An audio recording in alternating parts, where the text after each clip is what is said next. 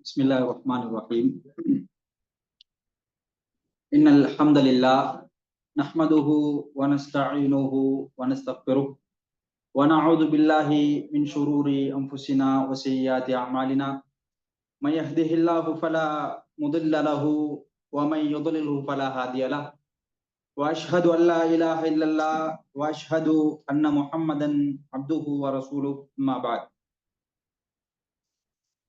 சர்வ புகழும் புகழ்ச்சியும் வல்ல ரப்புல் ஆலமீன் அல்லாஹ் ஒருவனுக்கே உரித்தாகட்டும். அல்ஹம்துலில்லாஹ்.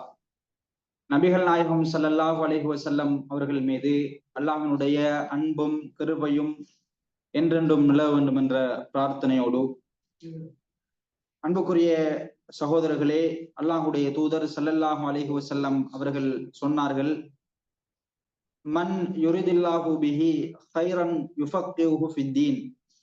அல்லாஹு தாலா யாரை நேசிக்கின்றானோ, யாரை விரும்புகின்றானோ அவர்களுக்கு மார்க்கம் பற்றிய தெளிவுகளை, மார்க்கம் பற்றிய அறிவை கொடுப்பதாக அல்லாஹ்வுடைய தூதர் ஸல்லல்லாஹு அலைஹி வஸல்லம் அவர்கள் சொல்லி காட்டினார்கள். அல்லாஹ்வுக்கு அனைத்து புகழும். அல்ஹம்துலில்லாஹ். நாங்கள் வாரம் மாதாந்தம் பல்வேறு தலைப்புகளிலே மார்க்கம் சொல்லுகின்ற அல் குர்ஆன் சுன்னா சொல்லுகின்ற செய்திகளை படித்து வருகின்றோம். இந்த படிப்பதற்கான சந்தர்ப்பம் கிடைத்திருப்பது என்பது உண்மையிலே அல்லாஹுடைய தூதர் சொன்னதை போல அந்த அல்லாஹு தாலா விரும்புகின்ற அந்த கூட்டத்தாருள் நானும் நீங்களும் ஆகியது என்பதுதான் காரணம் என்பதை நாங்கள் புரிந்து கொள்ள வேண்டும். அன்புக்குரிய சகோதரர்களே, அந்த அடிப்படையிலே நாங்கள் மாதாந்தம் படித்து வருகின்ற ஒழுங்கு சம்பந்தமான அந்த தலைப்புகளிலே இன்றைய தினம் துவா மற்றும் குர்ஆன் ஓதுதல் சம்பந்தமான செய்திகள் போடப்பட்டிருக்கின்றது. உண்மையிலே இந்த தலைப்பு என்பது ரெண்டும் வேற வேற தலைப்பு. துவா கேட்கிறது என்பதும் குர்ஆன் ஓதுதல் என்பதும். இன்ஷா அல்லாஹ் ஏழுமான வரை துவா சம்பந்தமான விடயங்களை பார்த்துவிட்டு சந்தர்ப்பம் இருந்தால் இன்ஷா அல்லாஹ் குர்ஆன் சம்பந்தமான விடயங்களையும் பார்த்து கொள்ளலாம். அன்புக்குரிய சகோதரர்களே, அல்லாஹு தாலா என்னையும் உங்களையும் இந்த உலகத்திலே படைத்து விட்டு பல்வேறு வசனங்களினூடாக அல்லாஹு தாலா மனிதர்களை சிறப்புப்படுத்தி இருக்கின்றோம், கண்ணியப்படுத்தி இருக்கின்றோம் என்ற வசனங்களை எல்லாம் சொல்லுகின்றான். இன்னும் சில இடங்களிலே அல்லாஹு தாலா மனிதன் என்பவன் மிகவும் பலவீனமான ஒரு ஆள். மனிதன் என்பவன் பல சக்திகளுக்கு இயலாமல், பல விடயங்களை அவனால் செய்ய முடியாமல், அவன் ஒரு இயலாமையிலிருந்து படைக்கப்பட்டான், இயலாமையான ஒருவன் என்பதை அல்லாஹு தாலா பல்வேறு இடங்களிலே அல்லது அல்லாஹ்வின் தூதர் ஸல்லல்லாஹு அலைஹி வஸல்லம் மூலமாகவும் எங்களுக்கு சொல்லி காட்டுகின்றான். அன்புக்குரிய சகோதரர்களே, பலவீனமாக படைக்கப்பட்டிருக்கின்ற மனிதன் தனது பலவீனத்தை அல்லாஹ்விடத்திலே நிவர்த்தி செய்து கொள்வதற்காக வேண்டி தான் சில சந்தர்ப்பங்களில் துன்பப்படுகின்ற பொழுது, தனக்கு ஏற்படுகின்ற பிரச்சனைகளின் பொழுது, அல்லது அல்லாஹ் தஆலா ஒரு மனிதனை படைத்து விட்டு இவருக்கு இன்னென்ன விடயங்கள் இந்த உலகத்திலே கிடைக்கும் என்பதாக எங்களுக்கு தெரியும், எழுதப்பட்டு விட்டது. எழுதப்படாத விடயங்களை நாங்களாக அல்லாஹ்விடத்திலே கேட்பதற்கான ஒரு ஊடகமாக, அல்லது இன்னும் சொல்ல போனால் ரப்புக்கும் அடியானுக்கும் இடையிலான மிகவும் நெருக்கமான ஒரு உறவை பேணக்கூடிய, உறவை ஏற்படுத்தக்கூடிய ஒரு ஊடகம்தான் இந்த துவா என்பது, பிரார்த்தனை என்பது. அன்புக்குரிய சகோதரர்களே, அல்லாஹ்வுடைய தூதர் ஸல்லல்லாஹு அலைஹி வஸல்லம் அவர்கள் சொன்ன செய்தியினை நோமான் பின் பஷீர் என்று சொல்லக்கூடிய ஒரு நபி தோழர் சொல்லுகின்றார்கள், அத்துவாஉ ஹுவல் இபாதா. துவா என்கிறது இறைவனிடத்தில் கையேந்துவது என்பது அது ஒரு இபாதத். அல்லாஹு தாலா எங்களுக்கு பல்வேறு இபாதத்துக்களை சொல்லி தந்திருந்தும் கடமையாக்கி இருந்தும் நாங்கள் அந்த இபாதத்துக்கு பின்னால் அல்லது முன்னால் அல்லது இபாதத்திலே செய்யக்கூடிய ஒரு செயற்பாடுதான் அல்லாஹ்விடத்திலே பிரார்த்தனை கேட்பது என்பது.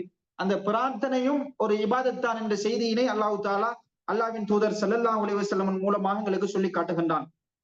அல் குர்ஆனிலே நாங்கள் பார்க்க முடியும், வகால ரப்புக்கும் உதுஊனி அஸ்தஜிபு லக்கும்.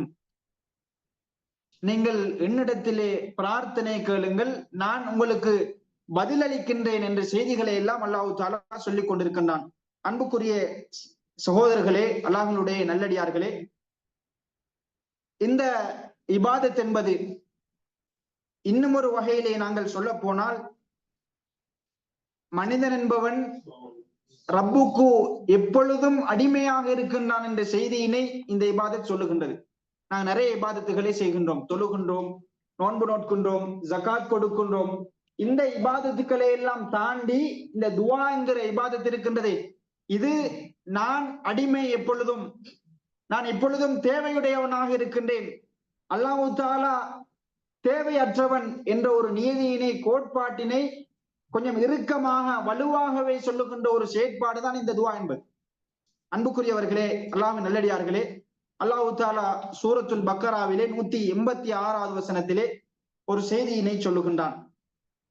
நாங்கள் இன்னைக்கு எமது வாழ்க்கையிலே, எமது செயற்பாடுகளிலே நிறைய இபாதத்துகளை செய்கின்றோம்.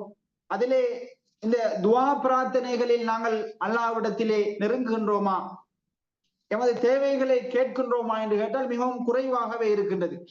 இபாதத் செய்கின்றோம், துவாவும் செய்கின்றோம். சில சந்தர்ப்பங்களில் தேவை ஏற்படுகின்ற பொழுது, கஷ்டமான நிலைமைகளிலே நாங்கள் துவா பிரார்த்தனை செய்கின்றோம். அதிகமாக அல்லாஹ்விடத்திலே தொடர்போடு இருக்க வேண்டும், நெருக்கத்தை ஏற்படுத்த வேண்டும் என்ற ரீதியிலே நாங்கள் துவா கேட்கின்றோமா என்று கேட்டால் உண்மையிலே ஒரு கவலையான ஒரு செய்தியாகவே இருந்து கொண்டிருக்கின்றது. அல்லாஹ் தஆலா சொல்லுகின்றான், வஇதா சஅலக இபாதி அன்னி ஃபஇன்னி கரீபுன் உஜீபு தஅவத்தத் தாஇ இதா தஆன். அல்லாஹ் தஆலா சொல்லுகின்றான், என்னை பற்றி எனது அடியான் கேட்டால் நீங்கள் சொல்லுங்கள், நான் அந்த அடியானுக்கு நெருக்கமாக இருக்கின்றேன். ஃபஇன்னி கரீப் உஜீபு தஅவத்தத் தாஇ இதா தஆன். எனது அடியான் எப்பொழுதெல்லாம் என்னை அழைக்கின்றானோ, எப்பொழுதெல்லாம் என்னிடம் கையேந்துகின்றானோ, அவனுக்கு நான் பதிலளிக்க காத்திருக்கின்றேன். அவன் என்னிடத்தில் தேவைகளை கேட்கட்டும், அவன் என்னை நம்பிக்கை கொள்ளட்டும் என்ற செய்தியினை அல்லாஹ் தஆலா அல் குர்ஆனிய வசனத்திலே வாக்குறுதியாக சொல்லுகின்றான். அல்லாஹ் தஆலாவுடைய வாக்குறுதி, நீங்கள் கேளுங்கள், நான் பதிலளிக்க காத்திருக்கின்றேன். எனவே அன்புக்குரிய சகோதரர்களே, வாக்குறுதிகள் என்பது நிறைவேற்றப்பட வேண்டியது. இன்னைக்கு நிறைய வாக்குறுதிகளை நம்பி எமது சமூகத்திலே, எமது சூழலிலே நாங்கள் நிறைய நிறைவேற்றப்படுமா என்று சந்தேகிக்கின்ற வாக்குறுதிகளை எல்லாம் நம்பி இன்னைக்கு பின்னால ஓடுறோம். அல்லது சும்மா உதாரணத்துக்கு, இன்னைக்கு கிளாஸுக்கு வந்திருக்கிற ஆகிற எல்லார பேர் லிஸ்டையும் இன்னைக்கு பதிஞ்சு கொள்ளுங்க. இன்ஷா அல்லாஹ் வார கிளாஸ்ல எல்லாருக்கும் பிரைஸ் கிடைக்கும் என்று நம்மளுக்கு பொறுப்பாயிருக்கிற மூலையின் மூலம் சொல்லப்பட்டாண்டா எல்லாரும் பேரை பதிஞ்சு கொள்வோம். நான் உட்பட எல்லாரும் பேரை பதிஞ்சு கொள்வோம். காரணம் என்ன? இங்க ஒரு பரிசு கிடைக்கும், வாக்குறுதி அளிக்கப்பட்டிருக்கின்றது, கட்டாயம் வார கிளாஸ்ல எங்களுக்கு பிரைஸ் கிடைக்கும். அப்ப வாக்குறுதி அளிக்கப்பட்ட ஒண்ணுக்கும் எனக்கு பிரைஸ் கிடைக்கணும் என்ற ஒரு அவாவோடு, ஆசையோடு நம்ம இந்த உலகத்தில் எப்படி செய்கின்றோம் என்றால், எங்களை படைத்த ரப்பு, எங்களுக்கு உணவளித்து கொண்டிருக்கின்ற ரப்பு, அவனுக்கு அடிமையாக இருக்கின்ற நாங்கள், அவன் அல் குர்ஆனிலே எங்களுக்கு வாக்குறுதி அளிக்கின்றான், உனது பிரச்சனைகளை என்னிடம் சொல், நான் உனக்கு தீர்த்து வைக்கின்றேன் என்று வாக்குறுதி அளிக்கின்றான் என்றால், நாங்கள் எந்த அளவு எமது தேவைகளை, எமது கஷ்டங்களை அவனிடம் முறையிட வேண்டும், எந்த அளவு அதிலே கவனக்குறைவாக இருக்கின்றோம் என்ற செய்திகளை நாங்கள் புரிந்து கொள்ள வேண்டும். அன்புக்குரிய சகோதரர்களே, துவா சம்பந்தமாக ஏராளமான செய்திகள் கட்டாயமாக தெரிந்து கொள்ள வேண்டி இருக்கின்றது. நாங்கள் அன்புக்குரியவர்களே, அதிலே நாங்கள் முதலாவது செய்தி, நாங்கள் புரிந்து கொள்ள வேண்டிய செய்தி, துவா கேட்கின்ற ஒவ்வொரு அடியாரும், நானும் நீங்களும் அல்லாஹ்விடத்திலே கேட்கின்ற பொழுதும் பணிவான முறையிலே கேட்க வேண்டும். முதலாவது செய்தி, பணிவான முறையிலே, அழகிய முறையிலே நாங்கள் இந்த துவா பிரார்த்தனைகளை செய்து கொள்ள வேண்டும். அல்லாஹ் தஆலா சூரத்துல் ஆராஃபிலே 55வது வசனத்திலே சொல்லுகின்றான், உதுஉ ரப்பக்கும் ததர்ருஅன் வ குஃபியா இன்னஹு லா யுஹிப்புல் முஅ்ததீன். அல்லாஹ் தஆலா சொல்லுகின்றான், நீங்கள் உங்களை படைத்த இறைவனை இரகசியமாகவும் இன்னும் பணிவான முறையிலும் துவா பிரார்த்தனை செய்து கொள்ளுங்கள். இரகசியமாகவும் பணிவான முறையிலும் நீங்கள் அல்லாஹ்விடத்திலே நீங்கள் உமது சுமைகளை இறக்கி வையுங்கள், உமது தேவைகளை கேட்டுக் கொள்ளுங்கள் என்று அல்லாஹ் தஆலா முதலாவது செய்தியாக சொல்லுவது, துவா கேட்கின்ற பொழுது நாங்கள் பணிவான முறையிலே கேட்கணும். நாங்க எல்லாரும் இங்க தொழில் புரிகிறதுக்கு வந்திருக்கிறோம். ஒருவரை கீழே அல்லது எங்களே கீழே ஒரு ஆள் இருப்பாங்க, அல்லது ஆபீஸ்ல வேலை செய்வோம். எங்களுக்கு ஒரு தேவை ஏற்படும், எமது தேவையை எப்படி கேட்போம்? உதாரணத்துக்கு ஆபீஸ்ல இருக்கோம்னு சொன்னா, நான் ஆபீஸ்ல வேலை செய்யறேன், எனக்கு மேல இருக்கிற ஆள்கிட்ட லீவ் ஒண்ணு எடுக்கணும். லீவ் எடுக்கிறேன், என்ன செய்யணும்? அழகா கேட்கணும். இன்னைக்கு சரியான ஒரு ஒரு ஒரு சரியான ஒரு ஒபிஷியலான முறை என்ன என்றா, நான் ஒரு அழகான முறை கடிதம் ஒன்று எழுதி, என்ன பேரு இது, எனக்கு இப்படி பிரச்சனை, எனக்கு ஒரு லீவ் வேணும் என்று லெட்டர் மூலமா நாங்க அணுகுவோம். இது ஒரு அழகிய முறை. உலகத்திலே இருக்கின்ற இந்த சந்தர்ப்பத்திலே நாங்கள் ஒரு லீவு கேட்கிற டைம் இப்படியான முறையில் தாழ்ந்த அமைப்பிலே நாங்கள் கேட்கின்றோம் என்றால், எங்களை படைத்த இறைவனிடத்திலே எமது தேவையை கேட்கப்படுறோம் என்று சொன்னால், சும்மா எடுத்தோம், எமது தேவை வந்தது, கேட்டோம் என்று கேட்க முடியாது. அப்ப அதுக்கு ஒரு ஒழுங்கு இருக்கின்றது. அதை சரியான முறையிலே பணிவாக அழகாக நாங்கள் கேட்டுக்கொள்ள வேண்டும் என்ற செய்திகளை நாங்கள் ஆரம்பமாக புரிந்து கொள்ள வேண்டும். அன்புக்குரியவர்களே, அல்லாஹு தஆலா அல்லாஹ்வின் தூதர் மூலமாக இன்னும் ஏராளமான செய்திகளை சொல்லுகின்றான். பாருங்கள், சில விஷயங்களை பார்க்கின்ற பொழுது உண்மையிலே ஆச்சரியப்படக்கூடிய விஷயமாகவே இருக்கின்றது. அல்லாஹ்வுடைய தூதர் சொன்னார்கள், அல்லாஹு தஆலா கேட்காவிட்டால் கோபப்படுகின்றான். அல்லாஹு தஆலா கேட்காவிட்டால் கோபப்படுகின்றான் என்பதாக அல்லாஹ்வுடைய தூதர் ஸல்லல்லாஹு அலைஹி வஸல்லம் அவர்கள் சொன்னார்கள். பாருங்கள், மல்லம் யஸ்அலில்லாஹ யக்லப் அலைஹ்.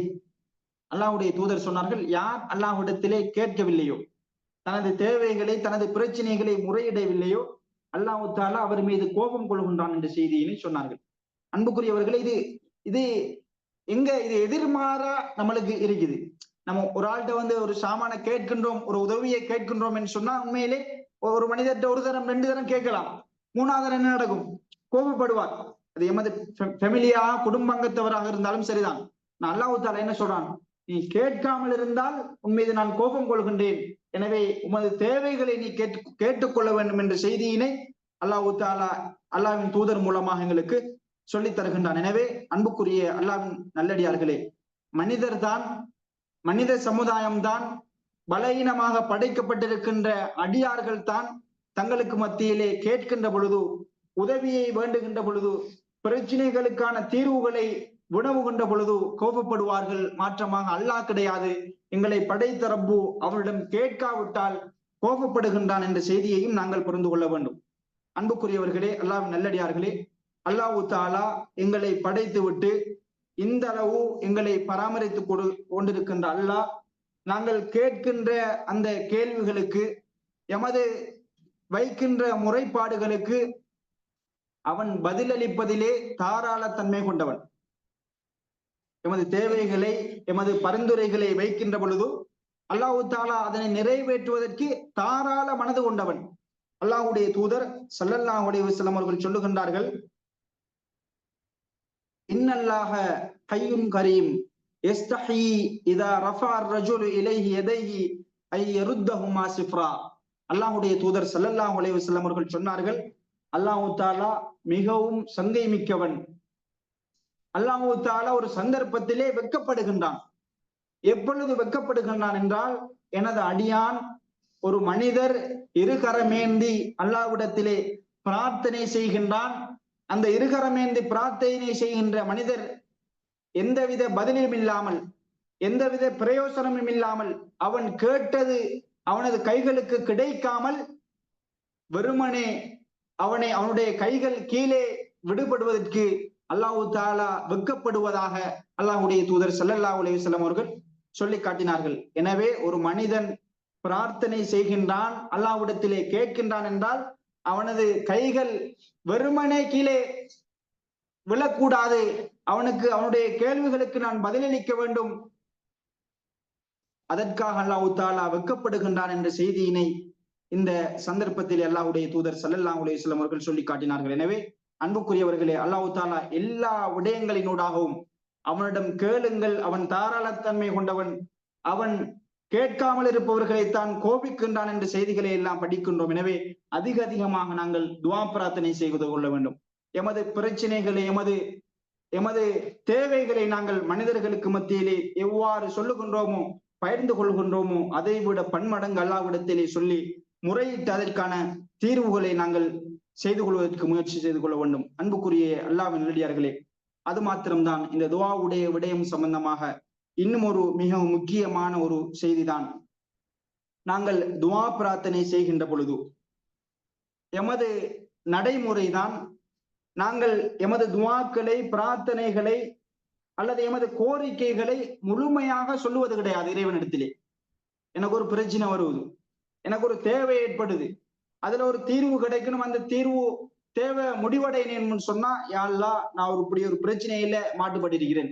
நம்மளோட துவா எப்படின்னு சொன்னா, யா அல்லாஹ் எனக்கு இப்படி ஒரு பிரச்சனை இருக்கு, பிரச்சனையை சொல்றேன் இல்லை இல்லைங்க, நம்மளோட பிரச்சனையை சொல்றேன் இல்லையா, அல்லாஹ் இப்படி ஒரு பிரச்சனை இருக்குது, எனக்கு இந்த பிரச்சனையை தீர்த்து வச்சிரு. இப்படி ஒரு தேவை இருக்குது, அந்த தேவையை நிவர்த்தி செய்து வச்சிடு என்று சொல்லி நாங்கள் வெறுமனே அந்த முழுமையாக அந்த செய்திகளை அல்லாஹ்விடத்திலே கேட்காமல் நாங்கள் துவா கேட்பதுண்டு. அது ஒரு வகையில அவங்களோட கேள்விக்கு நியாயம்தான். என்ன, நம்மட தேவைகள், நம்மட பிரச்சனைகள் எல்லாம் தெரியுமா இல்லையா? யாழ்ல இந்த பிரச்சனை எனக்கு சோல்வ் ஆகுன்னு சொன்னா எல்லாம் தெரியுமா அந்த பிரச்சனை? அப்ப அதுக்காக தான் நான் அப்படி கேட்கிறேன், அப்படி ஒரு வாதத்தை சொல்லுவாங்க. ஆனா சரியான முறைக்கு நாங்கள் இது சரியா இப்படி கேட்பது பிள்ளையாண்டு கேட்டால், அல்லாஹ்விடத்திலே கேட்கின்ற பொழுது நாங்கள் உண்மையாக முழுமையாக கேட்க வேண்டும். எமது பிரச்சனைகளை மனசார ஒரு மனிதரிடத்திலே, ஒரு கணவன் தனது மனைவியிடத்திலே, ஒரு குழந்தை கணவரிட பாப்பா இடத்திலே, அல்லது ஒரு ஒரு பாடசாலை மாணவன் ஆசிரியரிடத்திலே எவ்வாறு முறைப்பாடு செய்வானோ அதனை விட அதிகமாக முழுமையாக தனது பிரச்சனைகளை, தேவைகளை கூற அல்லாஹ்தான் தகுதி பெற்றவன் என்ற செய்தியினை நாங்கள் புரிந்து கொள்ள வேண்டும். அன்புக்குரிய அல்லாஹ்வின் நல்லடியார்களே, உதாரணத்துக்கு மனிதனை பாருங்க, சாதாரணமான எமது வாழ்க்கையில ஒருவர் எனக்கு உதவி செய்யறார், ஒவ்வொரு மாதமும் ஒரு ஒரு பணத்தொகை எனக்கு தாராருன்னு வச்சுக்கொள்வோம். ஒவ்வொரு மாதமும் எனக்கு அந்த பணத்தொகையை தாராரு. ஒவ்வொரு மாதமும் குறித்த ஒரு ஒரு சந்தர்ப்பத்தில் நான் அவர வீட்டுக்கு போறேன். அவரு போனா தெரியும், இவரு இதுக்கு தான் வந்திருக்கிறாரு, நம்ம அதை கொடுக்கணும்னு சொல்லி தெரியும். ஒரு சந்தர்ப்பத்துல போறோம், நாமளே மிரிக்கும், நம்மளை குடிக்கிறதுக்கெல்லாம் சாப்பாடு கொண்டு வந்து தாராங்க, குடிச்சிடுறோம். அவரு அந்த சல்லியை கொண்டு வந்து தார மாதிரி இல்லை. நானும் வெயிட் பண்றேன், கிடைக்குது இல்லை, வாயால கேட்க இயலாது, கேட்கறதுக்கு ஒரு மாதிரி இருக்குது. அவருடைய எண்ணம் இவர் கேட்கணும், மனுஷனுடைய சாதாரணமான இயல்பு இது. அப்ப இல்லைன்ற கட்டத்துல நான் போயிட்டு வாரேன் தாரீங்களா, அந்த மாதிரி ஒரு எண்ணத்தோட கேட்டா அவரும் போய் சொல்லி, இப்படியான சந்தர்ப்பங்கள் நிகழ்வதுண்டு. கேட்பவர்கள் முழுமையாக கேட்பது கிடையாது. ஆனா கொடுப்பவர் யோசிக்கிறார், என்னிடத்திலே முழுமையாக கேட்கணும். அல்லது ஆபீஸ்ல ஒரு வேலை செய்யறவர் தனக்கு ஒரு லீவ் வேணும் அல்லது அட்வான்ஸ் வேணும் என்று சொன்னா தனது முழுமையான பேர் எழுதணும், நம்மட அக்கௌண்ட் நம்பர் எழுதணும், இன்னும் பிரச்சனை எனக்கு இதுக்காக தான் நான் போறேன்னு எழுதணும், முழுமையான தகவலை கொடுக்கணும். அப்ப சொல்லுபவரும் முழுமையான தகவலை சொல்லணும், கேட்பவரும் முழுமையான தகவல் எடுத்து அவருக்கு பதிலளிக்கணும். மனிதர்களுக்கு மத்தியிலே இப்படியான ஒரு நடைமுறை, இப்படியான ஒரு இயல்பு சாதாரணமாக இருக்கின்றது என்றால், எங்களை படைத்து வாழ வைக்கின்ற, உணவளிக்கின்ற அல்லாஹ் தஆலா எந்த அளவு எதிர்பார்ப்பான்? என்ற அடியான் என்னிடத்திலே அந்த பிரச்சனைகளை, தேவைகளை முழுமையாக சொல்ல வேண்டும் என்ற எதிர்பார்ப்பு இருக்குமா இல்லையா? எனவே அன்புக்குரிய சகோதரர்களை, நாங்கள் இந்த தேவைகளை, எமது கஷ்டங்களை அல்லாஹ்விடத்திலே முழுமையாக மன்றாட வேண்டும், முழுமையாக கேட்டறிய வேண்டும். இதிலே நாங்கள் புரிந்து கொள்ள வேண்டும், நமது தேவைகளை சொல்லுவது என்பது, அல்லாஹ்விடத்திலே நமது குளறுபடிகளை முறைப்பாடு செய்வதென்பது அல்லாஹ்வுக்கு தெரியாது என்பதற்காக இல்லை, அல்லாஹ்வுக்கு இந்த செய்தியை நம்ம முழுமையாக தெளிவுபடுத்தணும் என்பதற்காக இல்லை. மாற்றமாக தான் அல்லாஹ் தஆலாவுடைய அடிமை, அல்லாஹ் தஆலாவிடத்திலே தான் எப்பொழுதும் மீள வேண்டும், அல்லாஹ் தஆலா எந்தவித தேவையமற்றவன், அவன் என்னை படைத்தவன் என்ற அந்த தன்மை உணர்வு வருவதற்காகத்தான் நாங்கள் இந்த மாதிரி துஆ பிரார்த்தனைகளை கேட்டுக்கொள்ள வேண்டும் என்ற செய்தியினை நாங்கள் புரிந்து கொள்ள வேண்டும். யாசகம் வீட்டுக்கு கேட்டு வராங்களா இல்லையா?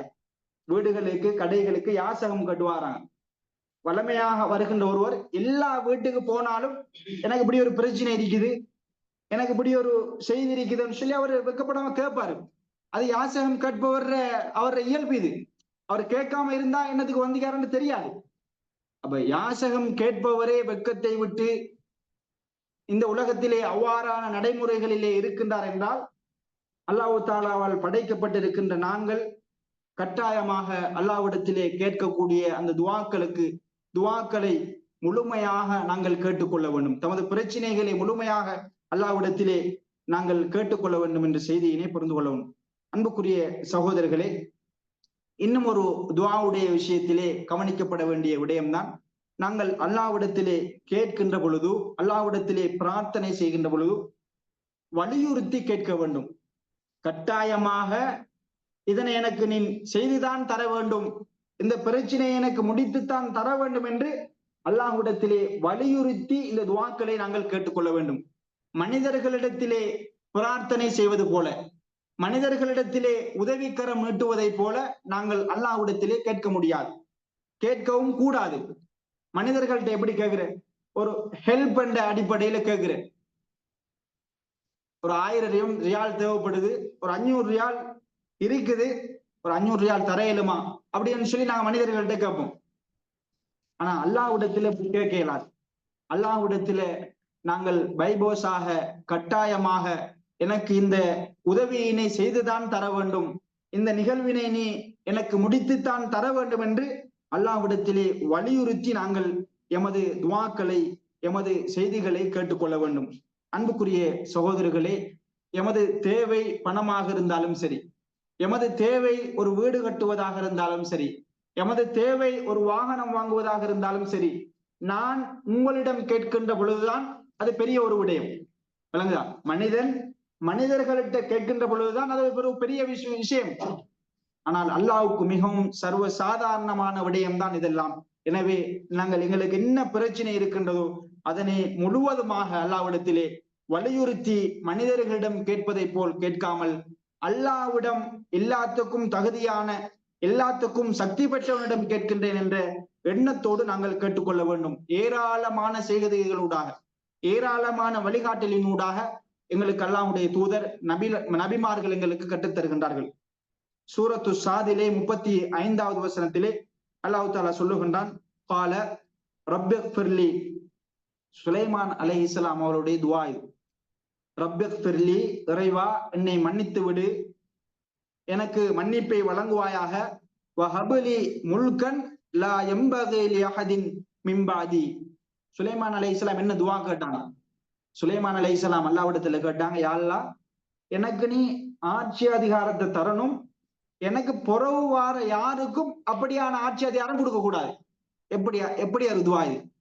எனக்கு ஆட்சி அதிகாரம் தரணும் யா அல்லாஹ், என்னை படைத்தவனே என்னை மன்னித்துக்கொள், என்னை மன்னித்து விடு, எனக்கு ஆட்சி அதிகாரத்தை நீ தர வேண்டும், இதுக்கு பிறகு வார யாருக்கும் நீ அந்த ஆட்சி அதிகாரத்தை கொடுத்து விடக்கூடாது என்ற ஒரு வரையறையை வைத்து, என்ற ஒரு வலியுறுத்தலின் ஊடாக சுலைமான் அலைஹிஸ்ஸலாம் அவர்கள் துஆ பிரார்த்தனை செய்தார்கள். அல்லாஹ் தஆலா கொடுத்தானா இல்லையா? பறவைகள், மிருகங்களை, ஜின்களை வசப்படுத்தி கொடுத்தான், காற்றினை வசப்படுத்தி கொடுத்தான். அந்த அளவு யாருக்கும் கொடுக்கப்படாத ஆட்சி அவர்களுக்கு கொடுக்கப்பட்டது. அல்லாஹ் தஆலாவிடத்திலே அந்த அளவு அவர்கள் துஆ கேட்டார்கள். இது எங்களுக்கு மிகப்பெரிய ஒரு சான்று. எமது தேவை சிறிதாக இருந்தாலும் சரி, எமது தேவை பெரியதாக இருந்தாலும் சரி, மனிதர்களிடம் மன்றாடுவதை போலல்லாமல் அல்லாஹ்விடத்திலே உரிய முறையிலே நாங்கள் துஆ பிரார்த்தனை செய்ய நாங்கள் கடமைப்பட்டிருக்கின்றோம். அன்புக்குரிய சகோதரர்களே, அதே போலதான் ஜக்கரியா அலைஹிஸ்ஸலாம் அவர்களுடைய துஆ பிரார்த்தனை எவ்வாறு இருந்ததை எப்பொழுது கேட்டார்கள் அவர்கள்? சூரத்து மரியமிலே அல்லாஹ் தஆலா ஆரம்ப அந்த வசனங்களிலே 4வது வசனத்தில் அல்லாஹ் தஆலா சொல்லுகின்றார், ரப்பி இன்னி வஹனல் அதமு மின்னி வஸ்தஅல ரஅசு ஷைபா. அல்லாஹ்விடத்திலே கேட்கின்றார்கள், யா அல்லாஹ் எனக்கு எலும்புகள் எல்லாம் பலவீனமாகி விட்டது, முடியெல்லாம் அப்படியே பழுத்து விட்டது, வயோதிபத்தை அடைந்து விட்டேன், எனது மனைவிக்கும் இயலாமையிலே இருக்கின்றால் எனக்கு குழந்தை ஒன்றை பரிசாக தந்துவிடு. இயலாத ஒரு சந்தர்ப்பத்திலே அல்லாஹ்விடத்திலே மன்றாடுகின்றார்கள், அல்லாஹ் தஆலா கொடுக்கின்றான். அப்ப இந்த நிகழ்வுகள் எல்லாம் எங்களுக்கு மிகப்பெரிய ஒரு படிப்பினையாக இருக்கின்றது. நாங்கள் அல்லாஹ்விடத்திலே இவ்வாறுதான் கேட்க வேண்டும் என்ற அந்த வரையறைகளை எங்களுக்கு சொல்லி தந்து கொண்டிருக்கின்றது இந்த செய்திகள்.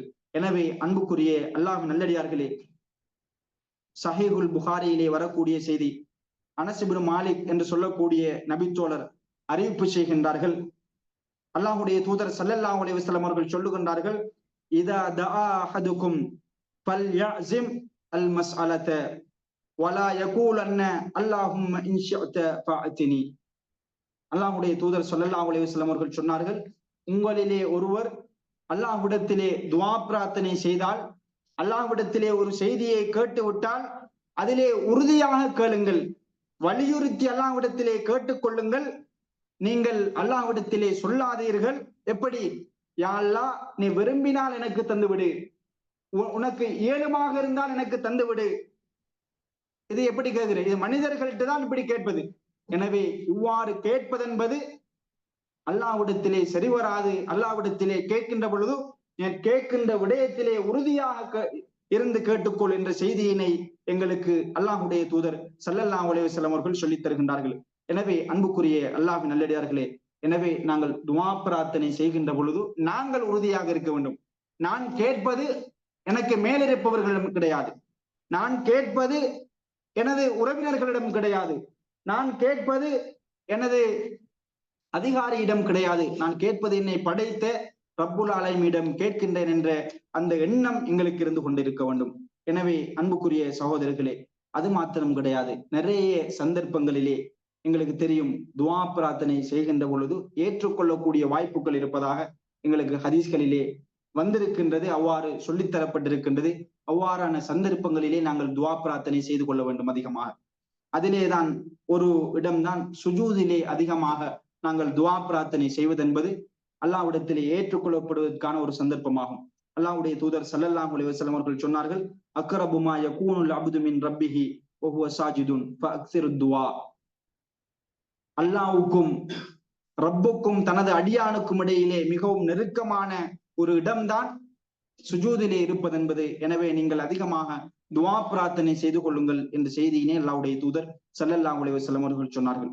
அதுபோலதான் இரவினுடைய கடைசி பகுதியிலே அல்லாஹ் தஆலா கடைசி வானத்துக்கு இறங்குகிறான், எனது அடியார்கள் என்னிடம் கேட்பவர்கள் இல்லையா என்ற கேள்விகளை அல்லாஹ் தஆலா கேட்கின்றான் என்ற செய்திகளை எல்லாம் நாங்கள் புகாரியிலே பார்க்க முடியுமாக இருக்கின்றது. எனவே அந்த சந்தர்ப்பத்திலும், அதாவது தஹஜ்ஜுதுடைய அந்த சந்தர்ப்பத்திலும் நாங்கள் துஆ பிரார்த்தனைகளை அதிகமாக செய்து கொள்ள வேண்டும். அது போலதான் ஒவ்வொரு வாரமும் எங்களுக்கு ஞாபகப்படுத்தப்படுகின்ற விடயம்தான் ஜும்ஆவுடைய தினத்திலே ஒரு நேரம் இருக்கின்றது. அந்த நேரத்திலே நாங்கள் துஆ பிரார்த்தனை செய்கின்ற பொழுது அந்த சந்தர்ப்பத்திலும் எங்களுக்கு இந்த துஆக்கள் ஏற்றுக்கொள்ளப்படுவதற்கான சந்தர்ப்பமாக அமைகின்றது. இன்னும் ஒரு மிகவும் முக்கியமான விஷயங்களுக்கு, கடந்து போன ரமலானிலே அல்லாஹ்வுடைய தூதர் ஸல்லல்லாஹு அலைஹி வஸல்லம் அவர்கள் சொன்னார்கள், யார் ஒருவர் நோன்பாளியாக இருக்கின்றாரோ நோன்பாளியுடைய துஆவை அல்லாஹ் தஆலா ஒருபோதும் மறுப்பது கிடையாது என்ற செய்தியினை எங்களுக்கு சொல்லி காட்டினார்கள். அதுபோல நாங்கள் எச்சரிக்கையாக இருக்க வேண்டிய இன்னும் ஒரு விடயம்தான், நாங்கள் அநியாயம் யாருக்காவது செய்து விட்டால் அநியாயக்காருடைய துஆவையும் அல்லாஹ் தஆலா ஒருபோதும் மறுப்பது கிடையாது, அது ஏற்றுக்கொள்ளப்படும் விட்டுவிடும் என்ற செய்தியினை எங்களுக்கு அல்லாஹ்வுடைய தூதர் ஸல்லல்லாஹு அலைஹி வஸல்லம் அவர்கள் சொல்லி காட்டினார்கள். எனவே எதிலே எல்லாம் நாங்கள் தவிர்த்து நடக்க வேண்டுமோ, எந்த சந்தர்ப்பங்களிலே எல்லாம் துஆ கேட்டால் எங்களுக்கு ஏற்றுக்கொள்ளப்படுமோ, அல்லது எவ்வாறான முறையில் எவ்வாறான வழிமுறையில் நாங்கள் துஆ கேட்கின்ற பொழுது அதனை ஏற்றுக்கொள்ளப்படுமோ, அவ்வாறான சந்தர்ப்பங்களில் நாங்கள் துஆ பிரார்த்தனை செய்து கொள்ள வேண்டும். இஸ்லாமிய மார்க்கம் துஆ என்பது வணக்கம் என்கின்ற செய்தியோடு மாத்திரம் எங்களுக்கு முற்றுப்புள்ளி வைத்து விடவில்லை. துஆவினை அல்லாஹ்வுடைய தூதர் ஸல்லல்லாஹு அலைஹி வஸல்லம் அவர்கள் மூலமாக, நபிமார்கள் மூலமாக, ஒரு மனிதன் எழும்பியதிலிருந்து, காலையிலே தூக்கத்திலே இருந்து விழித்ததிலிருந்து அவனது அநேகமான செயற்பாடுகளில் தூங்கச் செல்லுகின்ற வரைக்கும் இந்த சந்தர்ப்பத்திலே இந்த துஆவினை ஓத வேண்டும், இந்த நேரத்திலே இதனை ஓத வேண்டும் என்ற எல்லா வழிகாட்டலையும் எங்களுக்கு அல்லாஹ்வுடைய தூதர் ஸல்லல்லாஹு அலைஹி வஸல்லம் அவர்கள் மூலமாக எங்களுக்கு அல்லாஹ் தஆலா எங்களுக்கு வழிகாட்டுகின்றான். எனவே அந்த துஆக்களை அதிகமாக பாடமாக்குவதற்கான முயற்சிகளை செய்து கொள்ள வேண்டும். எப்பொழுதும் நாங்கள் பாடமாக்க முடியாது, கஷ்டமாக இருக்கின்றது, அரபியிலே இருக்கின்றது என்ற காரணத்தை நாங்கள் இந்த காலத்திலே சொல்ல முடியாது. எனவே அல் குர்ஆனிலே, ஹதீஸிலே அழகான துஆக்கள், அழகான பிரார்த்தனைகள் எங்களுக்கு சொல்லித் தரப்பட்டிருக்கின்றது. நாங்கள் பாடமாக்குவது மட்டுமில்லாமல் எமது குடும்பத்தையும் எமது குழந்தைகளையும் மரணமிடுவதற்கான முயற்சிகளிலே நாங்கள் ஈடுபடுத்திக் கொள்ள வேண்டும். நாங்கள் மரணித்து விட்டால், இன்னைக்கு இருக்கின்ற மிகவும் கவலையான விடயங்கள் தான், ஒரு தகப்பனார் மரணித்து விட்டால், ஒரு பெற்றோர்கள் மரணித்து விட்டால் தனது குழந்தைக்கு தொழுகையிலே தனது தகப்பனுக்கு ஓதுகின்ற துஆ தெரியாது. ஜனாசா தொழுகையிலே 4 தக்பீர்கள் சொல்ல வேண்டும், ஒவ்வொரு தக்பீருக்கு பின்னாலும் முதலாவது தக்பீருக்கு பின்னால் சூரத்துல் ஃபாத்திஹா ஓத வேண்டும். அடுத்த தக்பீரிலே ஸலவாத் சொல்ல வேண்டும். அடுத்த தக்பீரிலே துஆ ஓத வேண்டும். மரணித்தவருக்காக, எனது தந்தை மரணித்து விட்டார் அல்லது என்னுடைய தாய் மரணித்து விட்டார்கள், தொழுகை நடாத்தப்படுகின்றது ஜனாசாவுக்காக, எனது தாய் தந்தையருக்காக, அங்கு தக்பீர்கள் சொல்லப்படுகின்றது. தனது தாய்க்காக தனது தந்தைக்காக ஒரு மனிதன் ஒரு மகன் துஆ பிரார்த்தனை செய்கின்றது போல யாரும் செய்ய மாட்டாங்க. தொழுகையிலே கலந்து கொண்டிருப்பவர்களில் தன்னுடைய குழந்தை செய்வதை போல மனமுருகி யாரும் செய்ய மாட்டாங்க. அந்த அளவு சொந்தக்காரர்கள் இவர்களை விட வேறு யாரும் இருக்க முடியாது. எனவே தனது குழந்தைகளுக்கு நாங்கள் தனது உறவினர்களுக்கு இதையெல்லாம் படித்துக் கொடுக்கின்ற பொழுதுதான், பாடமாக்குகின்ற பொழுதுதான் தான் மரணித்து விட்டால் அதற்கான முதுமையான கூலிகள் கிடைக்கும். எனவே அன்புக்குரிய சகோதரர்களே, நாங்கள் சாலிகான குழந்தைகளை உருவாக்க தவறிவிடக் கூடாது. நாங்கள் மரணித்த பிறகும் எங்களுக்காக துஆ பிரார்த்தனை செய்கின்ற குழந்தைகளை உருவாக்க வேண்டும். எங்களுக்கு தெரியும், அல்லாஹ் தஆலா சொல்லுகின்றான், கூ அன்ஃபுஸக்கும் வஅஹ்லீக்கும் நாரா.